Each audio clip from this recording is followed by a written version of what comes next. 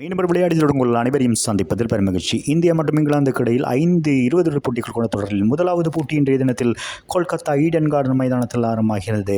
இந்த போட்டியை பொறுத்தவரை நாணய சுழற்சி பெற்றுப்பட்டிருந்த இந்திய அணி தமது அணியை முதலாவதாக களத்தடுப்பை தெரிவு செய்திருந்தார்கள். அதன் அடிப்படையில் இங்கிலாந்து துடுப்பாட்ட வீரர்கள் களத்துக்குள் வந்திருந்த வேளையில் ஜோஸ் பட்லர் மாற்றம் நிலைத்து நின்று ஆடிக்கொண்டிருந்த வேளையில் சோல்ட் 0 டக் 4 என அடுத்தடுத்த விக்கெட்டுகளை விட்டுக் கொடுத்திருந்தார்கள். ஜோஸ் பட்லர் அதிகப்படியாக 44 பந்துகளில் 4 ஓட்டங்கள் 6 ஓட்டங்கள் 2 ரன்களாக 68 ஓட்டங்களை பட்டுக் கொடுத்து ஆட்டமிழந்திருந்தார். ஹரி புரூக் 14 பந்துகளில் 6 ஓட்டம் 4 ஓட்டங்கள் 2 ரன்களாக 17 ஓட்டங்களை பெற்றுக் கொடுக்க இரண்டாவது விக்கெட்டுக்காக இந்த 2 வீரர்களும் 48 ஓட்டங்கள் இணைப்பாட்டம் பகிரப்பட்டதும் குறிப்பிடத்தக்கது. ஜப்ராஜட் 12 ஓட்டங்கள் பட்டுக் கொடுத்தமை குறிப்பிடத்தக்கது. ஏனைய 8 வீரர்களும் ஒற்றை இலக்கத்திலே ஆட்டமிழந்தமை இங்கிலாந்து அணிக்கு ஒரு சோகமான விடயமாகும். 132 ஓட்டங்களை மாத்திரம் பெற முடிந்தது என்பது குறிப்பிடத்தக்கது. சகல விக்கெட்டுகளிலிருந்து நிர்ணயிக்கப்பட்ட 20 ஓவர்களில் இந்திய பந்துவீச்சாளரை பொறுத்தவரையில் வருண் சக்கரவர்த்தி தமிழக வீரர் 4 பந்துகளில் 23 ஓட்டங்களுக்கு 3 விக்கெட்டுகளையும், ஹர்ஷீப் சிங் மற்றும் ஹர்திக் பாண்டியா, அக்ஷர் பட்டேல் 2 விக்கெட்டுகளையும் இந்திய பந்துவீச்சின் சார்பில் வீழ்த்தியிருந்தார்கள். ஆகவே 133 ஓட்டங்கள் தேவை என்ற அடிப்படையில் இந்திய அணி ஆடுகளம் முடிந்திருந்தார்கள்.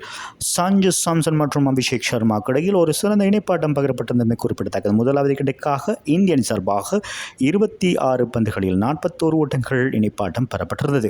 இதில் சஞ்சு சாம்சன் 20 பந்துகளில் 4 ஓட்டங்கள் 6 ஓட்டம் 1 ஓட்டங்களாக 26 ஓட்டங்கள் பெற்றிருந்த வேளையில் ஆட்டமிழந்து வெளியேறினார். அதன் பின்னதாக அபிஷேக் சர்மா மீண்டும் ஒரு அதிரடியான துடுப்பாட்டத்தினை இந்திய அணிக்கு வலு சேர்க்கும் முகமாக வழங்கியிருந்தார்.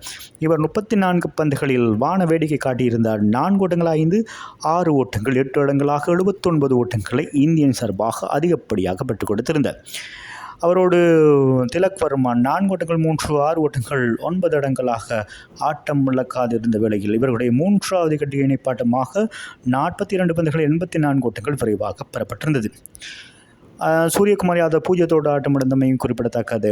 ஆகவே இறுதி நேரத்தில் ஹர்திக் பாண்டியா 3 ஓட்டங்களோடு ஆட்டம் இழக்காதிருந்த வேளையில் 12.5 பந்து வீச்சிலே இந்திய அணி 3 விக்கெட்டுகள் மாத்திரமிழந்து 133 ஓட்டங்கள் பெற்று 7 விக்கெட்டுகள் வித்தியாசத்தில் இந்த போட்டியில் வெற்றி பெற்றிருக்கிறார்கள் என்பது குறிப்பிடத்தக்கது.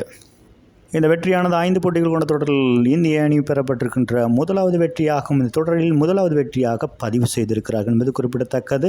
ஆகவே வெற்றியோடு இந்த போட்டி தொடரை ஆரம்பித்திருக்கிறார்கள். இந்திய அணி பொறுத்த ஈடன் கார்டன் மைதானத்திலே மொத்தமாக 7 போட்டிகளில் 2021 2025 ஆண்டு வரை தொடர்ந்தும் வெற்றி பெற்றிருக்கிறது குறிப்பிடத்தக்கது. இங்கிலாந்து பந்து வீச்சை பொறுத்த ஜோப்ரா ஹாஜர் 4 ஓவர்கள் 21 ஓட்டங்கள் 2 விக்கெட்டுகள் மற்றும் அடில் ரஷீத் 1 விக்கெட்டையும் வீழ்த்திருந்தமை குறிப்பிடத்தக்கது. இந்திய அணி சார்பாக வருண் சக்கரவர்த்தி சிறப்பான முறையில் பந்து வீசின் காரணமாக இந்த போட்டியின் ஆட்ட நாயகனாக அவர் தெரிவாயிருக்கிறார். ஆகவே சிறப்பான ஒரு வெற்றியை பதிவு செய்திருக்கிறார்கள். 7 விக்கெட்டுகள் வித்தியாசத்தில் இந்திய அணி அடுத்தடுத்த போட்டிகள் எவ்வாறான முடிவுகளை தரப்போகிறது என்பதை பொறுத்திருந்து பார்ப்போம். மீண்டும் ஒரு விளையாட்டு உங்களை சந்திக்கும் வரை உங்களிடமிருந்து விடைபெறுவது உங்கள் அன்பின் பதுலை தாஸ். வணக்கம் அன்பு சொந்தங்களே.